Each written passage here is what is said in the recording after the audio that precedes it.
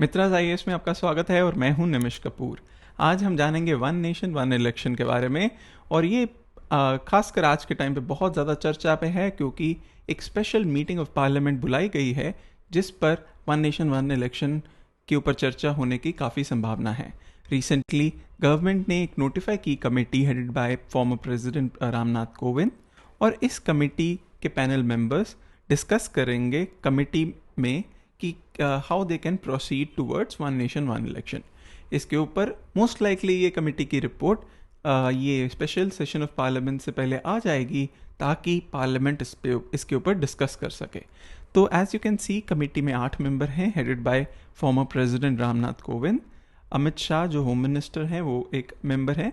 अधीर रंजन चौधरी जो कांग्रेस लीडर और leader of opposition है लोकसभा में, वो इसके मेंबर हैं, हालांकि इन्होंने ऑप्ट आउट कर दिया है।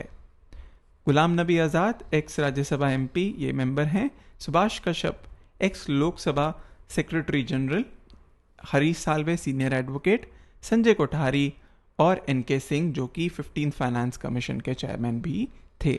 तो करीब ये टोटल 8 मेंबर हैं जो कमेटी के इंचार्ज रहेंगे, जो रिपोर्ट देंगे वन नेशन वन इलेक्शन की संभावनाएं, challenges whatever on all those dimensions। और मोस्ट लाइकली ये रिपोर्ट इलेक्शन जो है स्पेशल जो पार्लियामेंट का सेशन है 19 तारीख से उससे पहले आने की संभावना है। तो अब क्या आइडिया है वन नेशन वन इलेक्शन कराने का, क्यों भारत चाहता है? ऑफ कोर्स मैं एडवांटेजेस डिसएडवांटेजेस पे आऊँगा, बट सबसे पहले देखते हैं what is the idea behind it. See basic idea है कि सिंक्रोनाइज हो बोथ जनरल इलेक्शन, ठीक है, और स्टेट लेजिस्लेटिव इलेक्शंस पूरे इंडिया में, स्टेट लेजिस्लेटिव इलेक्शन दोनों एक साथ हों to reduce frequency of polls throughout the country. क्यों फ्रीक्वेंसी को कम करना चाहते हैं यही मैं बात आगे करूँगा। ये कॉन्सेप्ट करीब करीब 1967 तक कंटिन्यूड था, जहाँ हर स्टेट और सेंट्रल, क्योंकि एज यू नो 1951 और 52 में पहले इलेक्शंस हुए, 57 में दूसरे, 62 और 67 में। इसके साथ साथ most of the states means all the states state assembly elections भी साथ में हो। 67 अब मेन चेंजेस आए कि 68 में एक दो स्टेट्स में प्रेसिडेंट रूल लगा, फिर इलेक्शंस हुए। 71 में प्राइम मिनिस्टर इंदिरा गांधी ने जो है इलेक्शंस प्रीपोन किए। वो 72 में होने थे, 71 में किए वॉर के बाद, और इससे सारा साइकिल चेंज होता गया। उसके बाद as you know after that subsequent governments में भी कई बार प्रेसिडेंट रूल और अर्ली इलेक्शंस बुलाए गए कई स्टेट्स में। इसके बाद से ये कॉन्सेप्ट काफ़ी हद तक डिप्लीट हो गया। The idea of conducting simultaneous elections जो था वो 1999 में लॉ कमीशन ने भी रेकमेंड किया था। तो ये आइडिया है इस वक्त वन नेशन वन इलेक्शंस लाने का। अब क्या एडवांटेजेस हैं वन नेशन वन इलेक्शन के? Focused governance. As you know हर बार जब इलेक्शन होता है तो चाहे वो सेंट्रल गवर्नमेंट के एम्प्लॉयज़ हों, स्टेट गवर्नमेंट के, पब्लिक सेक्टर अंडरटेकिंग्स, खासकर पीएसबीज के, पब्लिक सेक्टर बैंक्स के, इनको अपनी नॉर्मल ड्यूटी से हटाकर इलेक्शन ड्यूटीज़ में लगाया जाता है। और ये इलेक्शन ड्यूटीज़ में जब लगाते हैं तो जब बार बार इलेक्शंस होंगे, जैसे कि general elections in a state और स्टेट दोनों के टाइम इनको लगाया जाएगा, तो जो उनका मेन कारण है काम करने, जो मेन उनका टास्क है, वो उससे चेंज हो जाता है। फॉर एग्जाम्पल एक district senior IAS officers state में जिनका एक डेडिकेटेड डिपार्टमेंट होता है, या फिर कोई डिस्ट्रिक्ट का भार होता है, इलेक्शंस के दौरान उनको एक इलेक्शन कराने में सारा फोकस हो जाता है और वो डिस्ट्रिक्ट इलेक्शन ऑफिसर की तरह नियुक्त किए जाते हैं ज़्यादातर। इसके अलावा आईआरएस ऑफिसर्स को एक्सपेंडिचर ऑफिसर के चार्ज में डिस्ट्रिक्ट्स में भेजा जाता है। और भी जो है मैंने जैसे पीएसबीज के बूथ ऑफिसर्स, इस तरीके से गवर्नेंस पे फोकस नहीं रहता। जब वन नेशन वन इलेक्शन होगा तो वो एक साथ 2-3 महीने के बेसिकली अपनी ड्यूटी करेंगे और बाकी 4.5-5 साल अपना फोकस्ड रहेंगे गवर्नेंस पे। कंटिन्यूटी इन पॉलिसी डिसीजंस, ये बहुत इंपॉर्टेंट है क्योंकि as you know the day elections are announced, उस दिन क्या लागू हो जाता है? Model code of conduct. Model code of conduct लागू हो जाता है। दैट मीन्स कि जो स्टेट गवर्नमेंट या central government, depending on the elections, अपने डिसीजंस जो कि new infrastructure decisions, new investment decisions, वो नहीं ले सकते। इससे पॉलिसी डिसीजन में कंटिन्यूटी को एक हैम्पर होती है और इससे कंटिन्यूटी जो है मतलब बार बार रुकती है। तो अगर one state one nation one election होगा तो वो कंटिन्यूटी बेहतर रहेगी।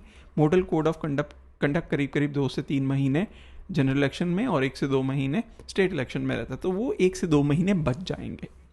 रिड्यूस्ड कॉस्ट ऑफ इलेक्शंस, अभी अलग अलग इलेक्शंस कराने में बहुत चीज़ें मोबिलाइज करनी पड़ती हैं इलेक्शन कमीशन को। उसके अलावा बहुत चीज़ें हैं जो पार्टीज खर्चा करती हैं बार बार, तो इसीलिए इलेक्शन का कॉस्ट सिग्निफिकेंटली रिड्यूस होगा। Reduce deployment of security forces, मेरा खुद का एक्सपीरियंस है कि जब भी इलेक्शन होते हैं तो जो सिक्योरिटी फोर्सेस अपने अपने यूनिट्स में डिप्लॉयड होते हैं, जैसे खासकर CAPF, जैसे CISF, CRPF, BSF, जो अपनी कोर ड्यूटीज़ में लगे हुए हैं, उनको वहाँ से उठाकर इलेक्शन ड्यूटी में भेजा जाता है और उनकी मोबिलाइजेशन में भारत सरकार और स्टेट गवर्नमेंट्स बहुत खर्चा करती है। एक मोबिलाइजेशन में, एक उनको ठहराने में, व्हीकल्स पे, ड्यूटीज़ में, खाना पिलाना, बहुत ज़्यादा जिम्मेवारी होती है। तो ये जो है डिप्लॉयमेंट तो एक तो होता ही है, बट इसमें खर्चा भी सिग्निफिकेंट। तो one nation one election ensure करेगा कि डिप्लॉयमेंट रिड्यूस हो, और हाँ, it will eventually also ensure better national security. Better national security इसलिए क्योंकि नेशनल सिक्योरिटी जब वो अपनी कोर ड्यूटीज़ में फंक्शन करेंगे तो नेशनल सिक्योरिटी इंश्योर करेंगे। Elimination of horse trading, bar bar elections means डर रहता है हॉर्स ट्रेडिंग का, तो एक बार अगर इलेक्शन होगा तो हॉर्स ट्रेडिंग के चांसेस कम हो जाएंगे। Reduce freebies and improve state finances, जब जब इलेक्शन पास आता है तो फ्रीबीज की अनाउंसमेंट बार बार होती है। फ्रीबीज के साथ साथ स्टेट का जो बजट है या स्टेट के जो फाइनेंसेस है उसको काफ़ी शॉक लगता है। तो जब एक बार इलेक्शन होगा तो एक टाइम सारी चीज़ें अनाउंस होंगी और इससे स्टेट फाइनेंसेस काफ़ी हद तक इम्प्रूव रहेंगे, उनकी स्थिति बेहतर रहेगी। क्या चैलेंजेस है वन नेशन वन इलेक्शन कराने में? लॉजिस्टिकल चैलेंज, देखिए हर चीज़ की डबल रिसोर्सेज की पड़ेगी, क्योंकि बूथ्स आई अंडरस्टैंड शायद बढ़ाने पड़ेंगे। लॉजिस्टिकल एक बहुत बड़ा चैलेंज है, क्योंकि आपको एक अलग अलग ऑफिसर्स चाहिए दोनों इलेक्शंस कराने के लिए। चैलेंजेस फेडरलिज्म, तो एज कॉन्स्टिट्यूशन से इसकी 5 साल का टेन्योर होता है, उससे पहले अगर कोई सिचुएशन हो तो इलेक्शन कराए जा सकते हैं। बट ये जो है वन नेशन वन इलेक्शन, कहीं ना कहीं एक सेंटर अपना डिसीजन ले रही है और सेंटर कन्वीनियंट देख रही है अपना, बट कहीं ना कहीं स्टेट के जो अपने राइट्स हैं, स्टेट के जो अपने कॉन्स्टिट्यूशन ने जो उसको मैंडेट दिया है उसको वो मतलब चैलेंज करता है। लीगल चैलेंजेस हैं, लीगल चैलेंजेस खासकर 1951 रिप्रेजेंटेशन ऑफ पीपल एक्ट को अमेंड करने की ज़रूरत है, जो है वो अमेंड करके ही वन नेशन वन इलेक्शन कराया जा सकता। रीजनल इंटरेस्ट नॉट कंसिडर्ड, इसमें नेशनल इंटरेस्ट देखा जा रहा है, कई बार रीजन की स्टेबिलिटी बहुत इंपॉर्टेंट है।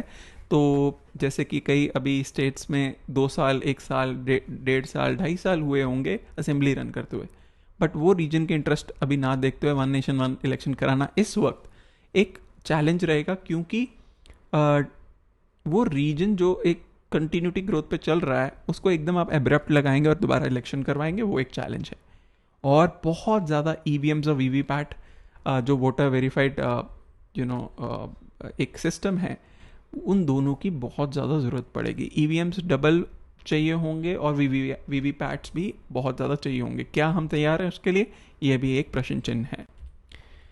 तो गवर्नमेंट कैसे प्रोसीड कर सकती है स्थिति में? फर्स्टली बिल्ड कॉन्सेंसस, कि कॉन्सेंसस बनाए, एक तो पार्टीज के साथ, लोगों के अंदर एक पब्लिक ओपिनियन ले।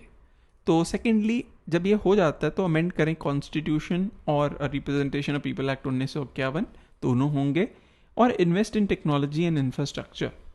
फिर ज़्यादा EVM, ज़्यादा VVPAT, ज़्यादा इंफ्रास्ट्रक्चर ग्राउंड लेवल, उनकी investment, establishing legal frameworks to deal with no confidence motion. जब नो कॉन्फिडेंस या प्रेसिडेंट रूल आता है स्टेट में, उसको कैसे लीगली डील किया जाएगा, या सेंटर में जब अगर लेट्स से सरकार गिर जाती है 2 साल में, तो बाकी स्टेट्स के भी क्या साथ में इलेक्शन होंगे, उन फ्रेमवर्क्स को इस्टेब्लिश करना बहुत ज़रूरी है। फाइनली वोटर अवेयरनेस, कि वोटर को अवेयर हो कि एक जनरल इलेक्शन है और एक स्टेट इलेक्शन है। जनरल इलेक्शन के अब सेंट्रल के जो मुद्दे हैं वो अलग हैं, और स्टेट की जो इश्यूज़ हैं, लोकल इश्यूज़ हैं, उसको प्राथमिकता दे। तो वो वोटर अवेयरनेस की बहुत ज़्यादा ज़रूरत है। इसके साथ हम आज आते हैं अपने क्वेश्चन ऑफ द डे पर, जो कि है what are the challenges in the implementation of one nation one election. क्या चैलेंजेस हैं, इसके ऊपर हमने डिटेल में चर्चा की है। आप वो चैलेंजेस बता सकते हैं। Do you think it's a pragmatic step, discuss. अगर आप येस कहते हैं yes it is a pragmatic step, तो उसके एडवांटेजेस बता दीजिए जो इसमें डिस्कस किए गए हैं, ठीक है। और अपना तर्क दे दीजिए कि पहले भी 1951 ऑनवर्ड से 67 तक ऐसे ही किया गया है और कोई प्रॉब्लम नहीं आई। तो इस तरीके से आप इस आंसर का उत्तर दे सकते हैं। इसी के साथ आज का बहुत ही important topic one nation one election हम समाप्त करते हैं, और ऐसे टॉपिक्स के लिए जुड़े रहिए मित्राज़ IAS के साथ।